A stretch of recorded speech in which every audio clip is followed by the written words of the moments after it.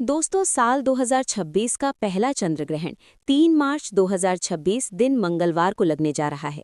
ये चंद्र ग्रहण साल 2026 का सबसे लंबा और भयंकर चंद्र ग्रहण होगा, जिसे भारत में भी साफ साफ रूप से देखा जा सकेगा। लेकिन ये चंद्र ग्रहण भारत में कितने बजे लगेगा और इसका सूतक काल का सही समय क्या होगा, साथ ही ये चंद्र ग्रहण कब समाप्त होगा, सारी जानकारी आज के इस वीडियो में आप सभी के साथ शेयर करूंगी। साथ ही आज के इस वीडियो में हम सभी जानेंगे कि ये चंद्र ग्रहण के दौरान हमें क्या करना चाहिए और क्या नहीं करना चाहिए, क्योंकि ये चंद्र ग्रहण फाल्गुन पूर्णिमा होली के दिन लगने जा रहा है और इसके ठीक 15 दिन के पहले ही हम सभी ने सूर्य ग्रहण को झेला, जो कि 17 फरवरी 2026 को लगा था। और 15 दिन के अंतराल में साल में पड़ने वाले 2 बड़े ग्रहणों के बीच में हमारे जीवन पर इसका क्या प्रभाव पड़ेगा और इससे हमें कैसे बचना है, क्योंकि इसका प्रभाव केवल हमारी कुंडली पर ही नहीं बल्कि हमारी किस्मत पर भी इसका गहरा प्रभाव पड़ने वाला है। तो ऐसे में आज की संपूर्ण वीडियो को पूरा अंत तक जरूर देखिएगा। एक एक चीज आपको डिटेल से समझाती हुई चलूंगा। सबसे पहले मैं आप सभी को बता दूं कि पहले जो चंद्र ग्रहण है ये तो 3 मार्च होली के दिन लग रहा है, लेकिन साल 2026 का जो दूसरा चंद्र ग्रहण होगा वो 28 अगस्त के दिन लगेगा। लेकिन ये जो पहले चंद्र ग्रहण है जो कि होली के दिन लगने जा रहा है, ये एक ऐतिहासिक खगोलीय घटना का गवाह बनने जा रहा है, क्योंकि हमारे हिंदू धर्म में होली, दिवाली, रक्षाबंधन जैसे त्योहार बड़े ही पवित्र और बड़े ही धूमधाम से मनाए जाते हैं। लेकिन जब इन त्योहारों पर ग्रहण का साया पड़ जाए तो खुशी के साथ साथ ही एक डर और शंका का माहौल भी बन जाता है। साल 2026 की ये होली बहुत कुछ ऐसे संयोग बना रही है जिससे हमें डरने की भी जरूरत है, लेकिन कहीं ना कहीं ये हमारे जीवन में कुछ राशि के जातकों के लिए खुशियों का संदेश भी लेकर आई है। ज्योतिष शास्त्र के अनुसार होली और चंद्र ग्रहण का एक ही दिन होना एक बहुत ही बड़ा और दुर्लभ संयोग है। चलिए एक एक करके आज की इस वीडियो में आप सभी की सभी दुविधाओं को दूर करता हूं, जो कि इस वक्त आप सभी के मन में हलचल मचाए हुए है। जैसे कि होलिका दहन का सही समय क्या होगा, 2 मार्च को होलिका दहन करें या फिर 3 मार्च को, क्योंकि इस बार भद्रा का साया भी है, और होली किस दिन खेली जाए और बरसाने में होली कब मनाई जाएगी, चंद्र ग्रहण भारत में किस समय पर दिखाई देगा और सूतक काल कब शुरू होगा और कब समाप्त होगा, और इस दौरान क्या कुछ सावधानियां बरतने की ज्यादा आवश्यकता होगी, हमारी कुंडली पर इसका कैसा प्रभाव पड़ेगा, और सबसे जरूरी बात कि ग्रहण खत्म होने के बाद होलिका दहन से पहले आपको कौन से वो जरूरी 3 काम हैं जो जरूर ही करने हैं, ताकि आपके परिवार पर इस ग्रहण और भद्रा का कोई भी प्रभाव ना पड़ पाए, कोई आंच ना आ पाए। तो निवेदन है आप सभी से कि आने वाले 15 मिनट का समय आप इस वीडियो को पूरी तरीके से दे दीजिए, क्योंकि ये एक अकेली वीडियो आपके साल 2026 के पूरे हाल को बदल कर रख देने वाली है। क्योंकि आज की इस वीडियो में साल 2026 पर होली के दिन पंचांग और ज्योतिष के अनुसार इस चंद्र ग्रहण का हमारी किस राशि पर क्या प्रभाव पड़ेगा, ये भी एक एक करके संपूर्ण जानकारी में बीच बीच में देती हुई चलूंगा। चलिए सबसे पहले बात कर लेते हैं उस कन्फ्यूजन की, उस उलझन की, जिसकी वजह से हमारी तिथियों को लेकर मन में बड़ा ही असमंजस बना हुआ है। देखिए, हिंदू पंचांग की अगर मैं बात करूं तो होली का त्योहार फाल्गुन पूर्णिमा के दिन मनाया जाता है, और इस बार 2026 में फाल्गुन पूर्णिमा की जो तिथि है वो 2 मार्च की शाम से प्रारंभ हो जाएगी और 3 मार्च की शाम को खत्म होगी, और यहीं से ही सारी परेशानी शुरू होती है। देखिए, आमतौर पर जिस दिन पूर्णिमा की शाम होती है उसी दिन हम होलिका दहन करते हैं, लेकिन साल 2026 में 30 मार्च की शाम को, यानी कि पूर्णिमा की शाम के समय में आसमान में चंद्र ग्रहण लगेगा, जो कि एक पूर्ण चंद्र ग्रहण होगा। हमारे शास्त्र कहते हैं कि ग्रहण काल में कोई भी शुभ या मांगलिक कार्य या पूजा या अग्नि प्रज्वलित करना सख्त मना होता है। ग्रहण के समय किया गया होलिका दहन शुभ फल प्रदान नहीं करता बल्कि दोष पैदा करता है। फिर होलिका दहन कब किया जाए, तो देखिए, ज्योतिष और पंचांग के अनुसार, जानकारों के अनुसार इसका सटीक हल ये निकलता है कि 3 मार्च की शाम को ग्रहण है और 2 मार्च की शाम होते होते भद्रा भी लग जाएगी। और आप सभी जानते हैं कि भद्रा काल के दौरान होलिका दहन या कोई भी शुभ कार्य करना विनाशकाले विपरीत बुद्धि जैसा माना जाता है। भद्रा में किया गया होलिका दहन परिवार, समाज और हमारे देश हर चीज के लिए अशुभ ही माना जाता है, इसलिए हमें भद्रा खत्म होने का इंतजार करना पड़ेगा। तो आप सभी ग्रहण काल समाप्त होने के बाद ही होलिका दहन करें, या फिर 2 मार्च की रात के समय में देर रात आप होलिका दहन कर सकते हैं जब भद्रा खत्म हो जाए। जाएगी। चलिए अब बात करते हैं उस सबसे बड़ी खगोलीय घटना के बारे में जिसे लेकर हर कोई डरा हुआ है, और ये चंद्र ग्रहण एक पूर्ण चंद्र ग्रहण होगा। इसका मतलब चंद्रमा पूरी तरह से पृथ्वी की छाया में आ जाएगा और लाल रंग में दिखाई देगा, जिसे कि ब्लड मून भी कहा जा रहा है। और ये ग्रहण भारत में बिल्कुल ही स्पष्ट रूप से दिखाई देगा। भारत के अधिकांश हिस्सों में इसे स्पष्ट रूप से देखा जा सकेगा, और ये चंद्र एक चंद्रिक ग्रहण होगा। दोस्तों, चंद्रोएक का मतलब होता है जब शाम के समय में भारत में चंद्रमा उग जाएंगे, उस समय पर यह ग्रहण ग्रस्त रूप से नजर आएगा, यानी कि चंद्रमा साफ सुथरा नहीं बल्कि कटा हुआ या फिर छाया से ढका हुआ या उगता हुआ दिखाई देगा। और अब बात कर लेते हैं इसकी सही टाइमिंग की। तो देखिए, भारतीय समय के अनुसार बात करें तो ये ग्रहण 3 मार्च को दोपहर के बाद से ही शुरू हो जाएगा, लेकिन चूंकि ये दिन में हमें चंद्रमा दिखाई नहीं देता है, इसलिए इसका महत्व शाम से ही शुरू होगा। ये चंद्र ग्रहण दोपहर 3:20 पर शुरू होगा और शाम 6:47 पर समाप्त हो जाएगा। लेकिन भारत में चंद्रोदय का समय अलग अलग शहरों में अलग अलग समय पर होता है, यानी कि लगभग 6 बजे से लेकर 6:30 बजे के बीच होता है। तो जैसे ही शाम को लगभग 6:20 पर आसमान पूर्व दिशा में चांद निकलेगा, ग्रहण शुरू हो चुका होगा। ये ग्रहण शाम 6:47 पर समाप्त भी हो जाएगा, यानी कि इसका मोक्ष काल शाम 7 बजे से पहले ही हो चुका होगा।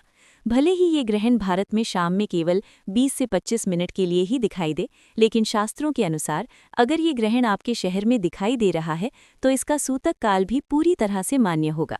अब आते हैं सूतक काल के सही समय और सही जानकारी पर। बड़े ही ध्यान से सुनिएगा। देखिए, जब भी चंद्र ग्रहण लगता है तो सूतक काल पूरे 12 घंटे पहले से ही प्रारंभ हो जाता है। तो ऐसे में 3 मार्च को सुबह ही सूतक काल के नियम लागू हो जाएंगे, क्योंकि ये सूतक काल सुबह 6:20 से ही शुरू हो जाएगा और ये सूतक काल ग्रहण काल की समाप्ति के साथ ही, यानी कि शाम 6:47 पर ही समाप्त होगा। सूतक काल को अशुभ समय माना गया है और इस दौरान वातावरण में नकारात्मक ऊर्जा बहुत ज्यादा हावी होती है, प्रभावी होती है। तो इस दौरान हमें बहुत कुछ ऐसे कार्य हैं जिन्हें करने से बचना चाहिए। तो वीडियो को पूरा ज़रूर देख लीजिएगा और इस वीडियो को शेयर भी कर लीजिए, ताकि चंद्र ग्रहण के दौरान आप फिर से इस वीडियो को देख सकें। और इस वीडियो को हर ज़रूरतमंद गर्भवती महिला, बच्चे, बूढ़े जिनके भी घर में हैं, उन्हें तो इस वीडियो को ज़रूर ही शेयर कर दीजिएगा। ये मेरा निवेदन है। और अगर आप इस चंद्र ग्रहण का आपकी अपनी राशि पर क्या प्रभाव पड़ेगा ये जानना चाहते हैं, तो कमेंट सेक्शन में आप सभी मुझे अपना नाम, डेट ऑफ बर्थ और स्थान लिख दीजिए। इससे आपकी राशि के अनुकूल जो उपाय बनता पड़ेगा वो मैं आपको रिप्लाई के माध्यम से ही बता दूंगी। और अगर आपको मेरी मेहनत पसंद आ रही है, मेरी आवाज़ को पहली बार सुन रहे हैं, तो वीडियो को लाइक करके, ताकि वास्तुशास्त्र और आयुर्वेदिक उपचार व घरेलू नुस्खे से जुड़ी हुई संपूर्ण जानकारियाँ, जड़ी बूटी से जुड़ी हुई संपूर्ण वीडियोज़ आप सभी को हर रोज मिल सके। तो देखिए, सबसे पहली बात, इस दौरान पूजा पाठ करना बिल्कुल ही वर्जित होता है। जब भी ग्रहण लगता है तो देखिए 3 मार्च की सुबह लगभग 6:20 से पहले पहले ही आप सभी अपने घर में पूजा पाठ इत्यादि निपटा लीजिए और इसके बाद घर के मंदिर के जो कपाट हैं उन्हें बंद कर लीजिएगा या फिर पर्दा डाल दीजिएगा। भगवान की मूर्तियों को स्पर्श करना पूरी तरीके से इस दौरान वर्जित होता है। दूसरा, खाने पीने की सभी वस्तुओं में सूतक काल लगने से पहले ही, यानी कि सुबह 6 बजे के आसपास ही आप सभी, जैसे कि दूध, दही, पानी का मटका हो गया, इनमें आप तुलसी दाल डाल दीजिए या फिर कुश डाल दीजिए। देखिए, वैज्ञानिक और धार्मिक दृष्टि से तुलसी में पारा यानी कि मर्क्यूरी होता है, जो कि ग्रहण की हानिकारक किरणों को भोजन में प्रवेश करने से रोकता है। तीसरा, इस दौरान आप किसी भी नुकीली चीज़ जैसे कि सुई, कैंची, चाकू इत्यादि का इस्तेमाल तो बिल्कुल भी ना करें। सिलाई, बुनाई या कढ़ाई भी ना करें। बस मन ही मन में भगवान के मंत्रों का जाप करते रहें या फिर कोई धार्मिक पुस्तक पढ़ें। और जो भी गर्भवती महिलाएं हैं वे पूरे तरीके से अपने आप को कमरे में बंद कर लें, ताकि कहीं से भी रोशनी ना पड़ सके। और कोशिश करें कि ग्रहण काल के दौरान पूरा परिवार ही घर के हर एक सदस्य को घर के अंदर ही रहना चाहिए, घर से बाहर ना निकलें, क्योंकि इस दौरान एक्सीडेंट होने के चांसेस हैं वो भी ज़्यादा बढ़ जाते हैं। और गर्भवती महिलाओं को तो इस दौरान ना तो झुकना चाहिए और ना ही काट पीट कर कोई भी काम करना चाहिए। इस दौरान हो सके तो अपने पेट पर लाल गेरू का लेप लगा लें या फिर लाल चंदन का भी आप लेप लगा सकते हैं। अब सबसे बड़ा सवाल जो कि हर किसी को परेशान करके रखा हुआ है, यानी कि रंगों वाली होली यानी कि धुलंडी कब खेली जाएगी। तो देखिए, आमतौर पर होलिका दहन की अगली सुबह ही रंगों वाली होली खेलते हैं। तो इस हिसाब से तो हमने अगर होलिका दहन 2 मार्च की रात को किया है तो 3 मार्च की सुबह हमें रंगों की होली खेलनी चाहिए। लेकिन यहाँ ज्योतिष आड़े आता है। 3 मार्च को सुबह से ही सूतक लग रहा है और शाम को ग्रहण है, तो ज्योतिष शास्त्र कहता है कि ग्रहण के दिन उत्सव नहीं मनाना चाहिए। ग्रहण का दिन संयम, तप और जप का दिन होता है, न कि शोर शराबे और हुड़दंग का। इसलिए देश के बड़े बड़े हिस्सों में और विद्वान और काशी के जो भी पंचांग और जो भी ज्योतिष हैं, उनके अनुसार रंगों वाली होली 3 मार्च को नहीं बल्कि 4 मार्च 2026 बुधवार को खेली जाएगी। 4 मार्च को ग्रहण का कोई साया नहीं होगा, पूर्णिमा तिथि खत्म हो चुकी होगी और चैत्र मास की प्रतिपदा तिथि यानी कि हिंदू नववर्ष की पहली सुबह की तरह होगी। वातावरण पूरी तरीके से शुद्ध और सकारात्मक हो चुका होगा। इसलिए 4 मार्च को आप सभी जी भरकर रंगों वाली होली खेल सकते हैं, गुलाल उड़ा सकते हैं। होली में मिलन समारोह बड़े ही प्रेम और धूमधाम से मना सकते हैं। इस दिन पूरी तरह से शुभ योग बन रहे हैं। और अब बात कर लेते हैं कि ये चंद्र ग्रहण भारत में कहाँ पर दिखाई देगा। तो देखिए, भारत में कोलकाता, ईटानगर, आइजॉल, गुवाहाटी, असम, मणिपुर में ये नज़ारा बहुत ही अच्छे तरीके से देखा जा सकेगा। और इसके अलावा दिल्ली, मुंबई, बेंगलुरु, चेन्नई और देहरादून में शाम के समय में चंद्रमा उदय होने के साथ ही ये आंशिक रूप से देखा जा सकेगा। और ज्योतिष की दृष्टि से ये ग्रहण सिंह राशि और पूर्वा फाल्गुनी नक्षत्र में लगेगा। इसका मतलब ये है कि जिन लोगों की सिंह राशि है, उन्हें इस दिन थोड़ा ज्यादा संभल कर रहने की आवश्यकता है। आपको मानसिक तनाव, बेचैनी या छोटी मोटी चोट इत्यादि लग सकती है, तो थोड़ा सा सावधान और सतर्क रहिएगा। सिंह राशि के अलावा कुंभ और वृश्चिक राशि वालों को भी थोड़ा सावधानी ज्यादा बरतने की आवश्यकता है, लेकिन घबराइए नहीं, उपाय बड़ा ही सरल है। ग्रहण के दौरान आप अपने गुरु मंत्र का जप करते रहें या फिर ओम नमः शिवाय या महामृत्युंजय मंत्र का जाप करें। और इतना भी ना हो पाए तो ओम नमः शिवाय या ओम नमो भगवते वासुदेवाय नमो नमः मंत्र का जाप भी कर सकते हैं। ग्रहण काल में किया गया मंत्र जाप सामान्य दिनों की तुलना में 100 गुना से भी ज्यादा फल प्रदान करता है। तो इस ग्रहण काल को आप सभी आपदा नहीं बल्कि अवसर मानें और जितना हो सके पुण्य कमाएं और अपनी राशि पर इसका अधिक से अधिक सकारात्मक परिणाम भी पाएं। अब सबसे जरूरी बात कि ग्रहण समाप्त होने के बाद हम क्या करें। तो देखिए, जैसे ही ग्रहण काल समाप्त हो जाएगा तुरंत ही आपको जाकर स्नान करना है और नहाने के पानी में गंगा जल जरूर ही डाल लें, ताकि अगर इस चंद्र ग्रहण का थोड़ा भी बुरा प्रभाव आपके घर में प्रवेश किया है या आपके ऊपर आया है तो वो तुरंत ही खत्म हो जाएगा। पूरे घर में भी गंगा जल का छिड़काव जरूर करें और मंदिर के कपाट खोलकर सभी देवी देवताओं को भी स्नान करवा दें। और अगर आपने 2 मार्च की रात को होलिका दहन कर लिया है तो इस दिन आप होलिका दहन वाली जगह पर जाएं और वहां से थोड़ी सी राख ले आएं। या फिर अगर आप 3 मार्च को ग्रहण समाप्ति के बाद होलिका दहन कर रहे हैं तो फिर आप पूजा पाठ जो है होलिका दहन की तैयारी में जुट सकते हैं। ध्यान रहे कि इस दिन हमें सफ़ेद वस्तुओं का दान जरूर ही करना है, ताकि अगर इस चंद्र ग्रहण का कोई भी बुरा प्रभाव पड़ा है तो वो दोष हमारे पुण्य में बदल जाएगा। चंद्र ग्रहण के बाद किया गया दान हमारी सीधे कुंडली पर चंद्र दोष को समाप्त करता है। और क्योंकि ये होली का समय है तो आप सभी किसी गरीब व्यक्ति को या सफाई कर्मचारी या किसी भी ब्राह्मण को या मंदिर में सफ़ेद वस्तुओं का दान कर सकते हैं। तो ये थी ग्रहण से जुड़ी हुई संपूर्ण जानकारी। और इस चंद्र ग्रहण का आपके राशि के ऊपर क्या प्रभाव पड़ता है। दोस्तों, साल 2020 का पहला चंद्र ग्रहण अब लगने जा रहा है। फाल्गुन मास की पूर्णिमा तिथि के दिन ये ग्रहण लगेगा और दिन रहेगा 3 मार्च 2026 मंगलवार, यानी कि होली के दिन ही साल का पहला चंद्र ग्रहण लगने जा रहा है। और सबसे बड़ी बात यह है कि ये ग्रहण भारत में स्पष्ट रूप से नजर भी आएगा। ऐसे में इस चंद्र ग्रहण से जुड़ी हुई कंप्लीट जानकारी आज के इस वीडियो में आप सभी के साथ शेयर करने जा रहा हूं। जैसे कि 3 मार्च को चंद्र ग्रहण कितने बजे लगेगा, ग्रहण कब शुरू होगा और कब समाप्त होगा, ग्रहण के सूतक काल का समय क्या रहेगा और सूतक काल में भारत में कौन कौन से नियम मान्य होंगे। क्या ये ग्रहण भारत के कई अधिकतर शहरों में नजर आएगा या केवल कुछ भाग में ही नजर आएगा, और भारत के अलावा किन किन देशों में इस चंद्र ग्रहण को देखा जा सकेगा। साथ ही ये भी जानेंगे कि इस चंद्र ग्रहण के समय आपको किन नियमों को पालन करने की ज्यादा आवश्यकता होगी और गर्भवती महिलाओं को कौन कौन सी सावधानियां जरूर रखनी चाहिए। इसके बारे में भी कंप्लीट जानकारी बताऊंगा, इसलिए निवेदन है कि वीडियो को अंत तक जरूर देखिएगा। आइए शुरू करते हैं इस खास जानकारी को। दोस्तों, 3 मार्च को फाल्गुन पूर्णिमा के दिन साल का पहला चंद्र ग्रहण लगेगा और इसी दिन होलिका महापर्व भी मनाया जाएगा। ये कोई सामान्य चंद्र ग्रहण नहीं होगा। इस दौरान चंद्रमा लाल रंग में दिखाई देंगे, जैसे कि ब्लू मून की संज्ञा दी जा रही है। ऐसा नज़ारा तब देखने को मिलता है जब चंद्रमा पूरी तरह से पृथ्वी के छाया में आ जाता है। कुछ विशेष कारणों के दौरान इस चंद्रमा को सुर्ख लाल रंग में देखा जा सकेगा और ये चंद्र ग्रहण बेहद ही खास होने वाला है। इसका प्रभाव हम सभी की राशियों पर भी पड़ेगा। ज्योतिष के अनुसार चंद्र ग्रहण को एक अशुभ घटना माना जाता है और इस दौरान कई कार्यों को करना वर्जित भी बताया गया है। दोस्तों, चंद्र ग्रहण के समय चंद्रमा पीड़ित अवस्था में होते हैं और अशुभ फल ही प्रदान करते हैं, जिसकी वजह से इसका असर हर मानव जीवन पर पड़ता ही पड़ता है। आपको बता दें कि ये चंद्र ग्रहण सिंह राशि और पूर्वा फाल्गुनी नक्षत्र में लग रहा है। इसलिए सिंह राशि और पूर्वा फाल्गुनी नक्षत्र में जन्मे लोगों के लिए ये ग्रहण विशेष रूप से प्रभावशाली रहने वाला है।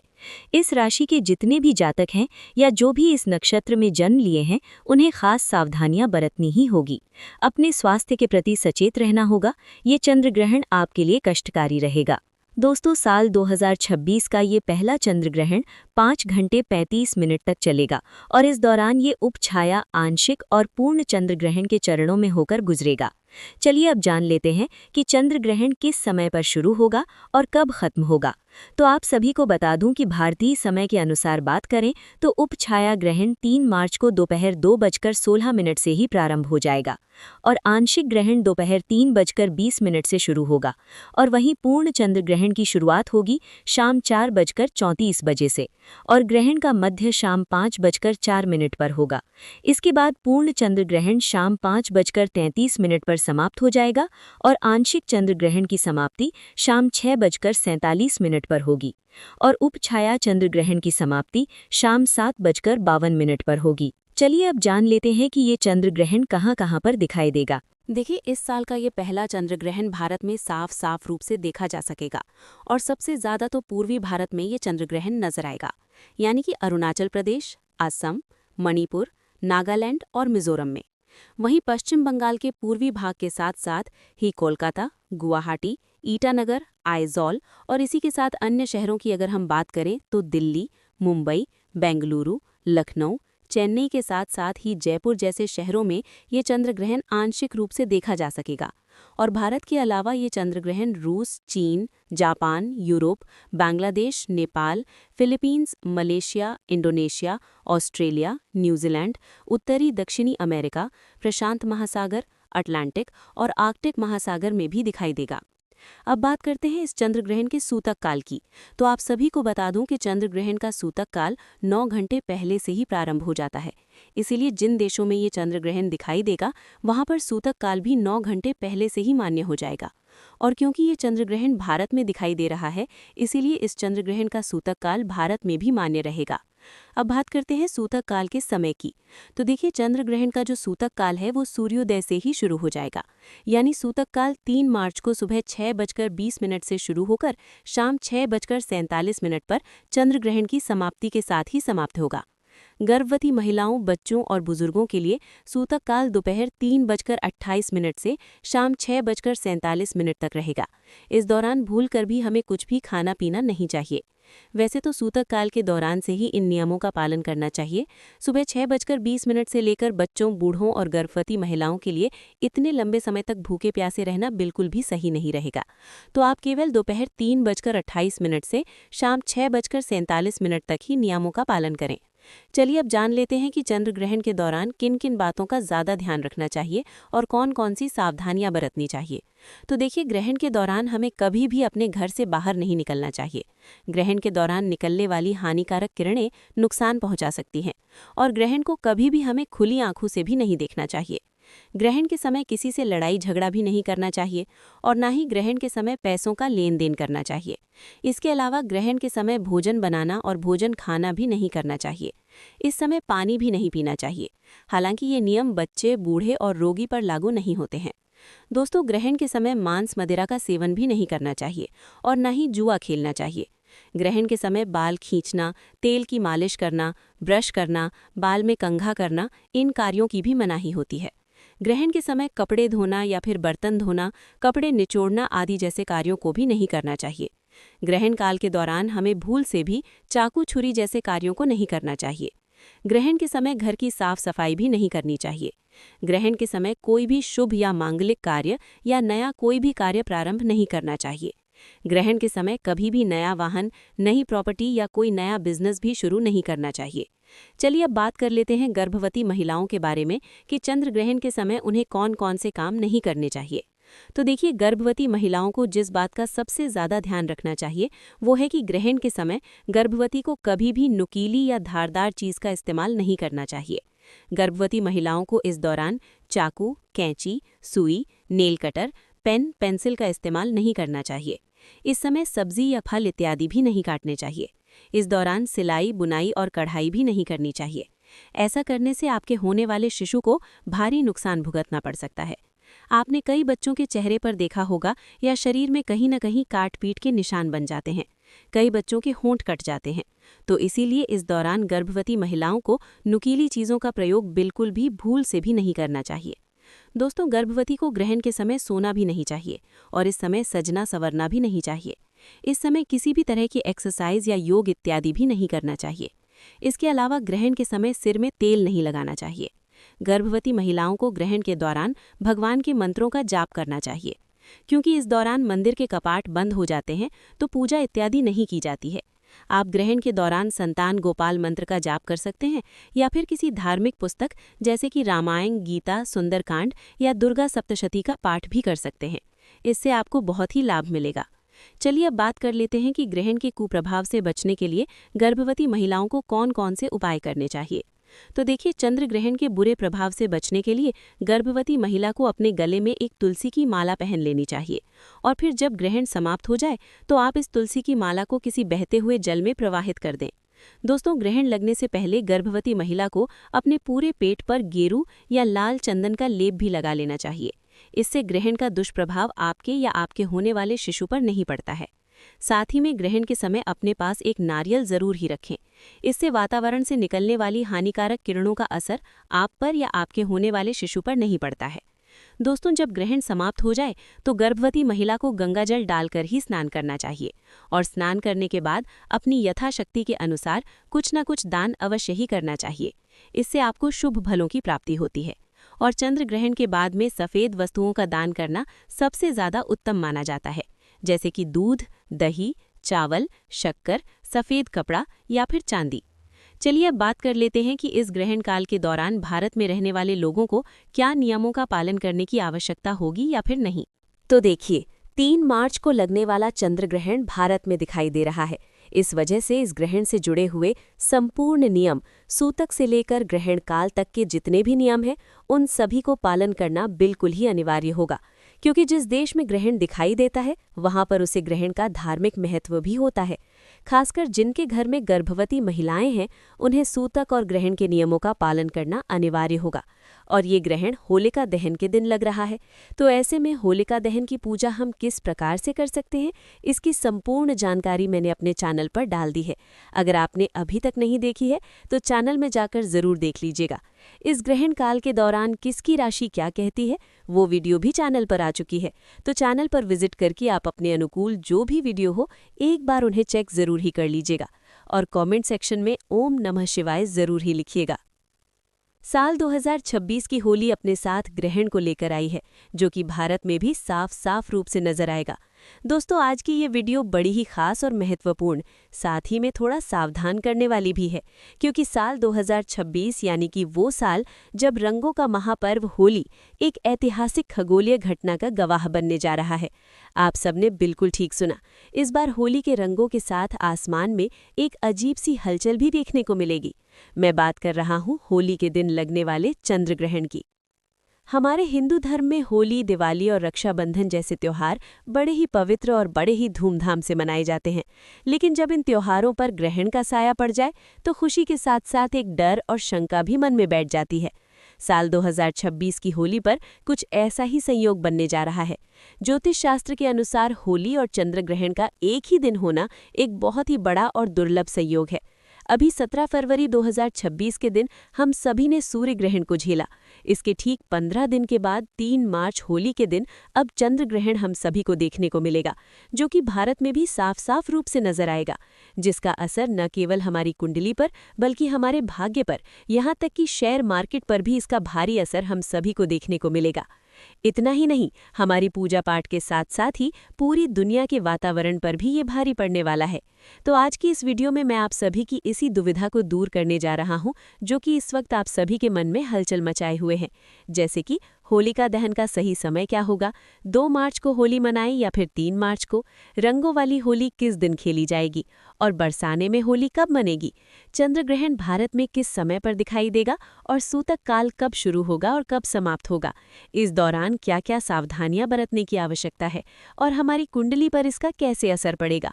और सबसे ज़रूरी बात, ग्रहण खत्म होने के बाद और होलिका दहन से पहले आपको कौन से काम ज़रूर करने चाहिए ताकि आपके परिवार पर कोई भी आंच ना आए। तो निवेदन है आपसे, आप सभी अपना सभी कार्य 15 मिनट के लिए साइड में रखकर इस वीडियो को पूरा अंत तक देख लीजिए, क्योंकि आज आपको होली 2026 का पूरा पंचांग, ज्योतिष का हाल और इस चंद्र ग्रहण का हमारी किस राशि पर क्या प्रभाव पड़ेगा, एक एक करके संपूर्ण जानकारी देता हूँ। चलिए सबसे पहले बात कर लेते हैं उस कन्फ्यूजन की, जी उलझन की वजह से हमारी तिथियों को लेकर मन में कन्फ्यूजन बन जाता है। तो देखिए, हिंदू पंचांग की बात करें तो होली का त्योहार फाल्गुन मास की पूर्णिमा तिथि को मनाया जाता है और साल 2026 में फाल्गुन पूर्णिमा की जो तिथि है वो 2 मार्च की शाम को शुरू होकर 3 मार्च की शाम तक रहेगी। अब यहीं से सारा कन्फ्यूजन शुरू होता है। आमतौर पर हम जिस दिन पूर्णिमा की शाम होती है उसी दिन होलिका दहन करते हैं, लेकिन साल 2026 में 3 मार्च की शाम को यानी कि पूर्णिमा की शाम के समय में आसमान में चंद्र ग्रहण लगेगा। और हमारे शास्त्रों की बात करें तो ये अटल नियम है कि ग्रहण काल में कोई भी शुभ कार्य या पूजा या अग्नि प्रज्वलित करना सख्त मना होता है। ग्रहण के समय किया गया होलिका दहन शुभ फल प्रदान नहीं करता है, बल्कि दोष पैदा करता है। तो फिर होलिका दहन कब किया जाए? तो देखिए, ज्योतिष और पंचांग के अनुसार, जानकारों के अनुसार इसका सटीक हल ये निकलता है कि 3 मार्च की शाम को ग्रहण है। इसीलिए साल 2026 में होलिका दहन 2 मार्च 2026 की रात को किया जाएगा। जी हाँ दोस्तों, तारीख को थोड़ा नोट कर लीजिएगा। होलिका दहन 3 तारीख को नहीं बल्कि 2 मार्च की मध्य रात्रि में होगा। लेकिन रुकिए, 2 मार्च को भी एक बाधा है और बाधा ये है कि 2 मार्च को शाम होते ही भद्रा लग जाएगी। तो आप तो जानते ही हैं कि भद्रा काल के दौरान होलिका दहन या कोई भी शुभ कार्य करना विनाश काले विपरीत बुद्धि जैसा माना जाता है। भद्रा में किया गया होलिका दहन परिवार, समाज और देश के लिए अशुभ होता है, इसलिए हमें भद्रा के खत्म होने का इंतजार करना पड़ेगा। तो साल 2026 में होलिका दहन का सबसे शुद्ध और सबसे शुभ मुहूर्त जो कि निकल कर सामने आ रहा है, वो है 2 मार्च को देर रात यानी कि 3 मार्च की शुरुआत होने वाली जब होगी, रात के समय में 12:50 से लेकर रात को 2:20 तक रहेगा। ये वो समय है जब भद्रा की पूंछ होगी या भद्रा समाप्त हो चुकी होगी। ये लगभग 1 घंटा 12 मिनट का समय हमें मिल रहा है और आप इस समय में पूरी श्रद्धा और विधि विधान से होलिका दहन कर सकते हैं। इस समय अग्नि प्रज्वलित करना आपके घर से नकारात्मकता को जलाकर राख कर देता है। बरसाना में होली कब है, सूतक काल का सही समय क्या है और ग्रहण के दौरान गर्भवती महिलाओं को क्या सावधानी रखनी है, ये जानकारी बड़ी ही सूक्ष्म और महत्वपूर्ण है। लेकिन उससे पहले एक काम आप सभी को करना है। कमेंट सेक्शन में आप अपना नाम, स्थान और डेट ऑफ बर्थ लिख भेजिए, ताकि इस चंद्र ग्रहण के समय आपकी डेट ऑफ बर्थ के अनुसार राशि के अनुकूल क्या उपाय बनता पड़ेगा वो मैं आपको रिप्लाई के माध्यम से ही बता दूंगा। साथ ही साथ ओम नमः सोमाय भी जरूर लिख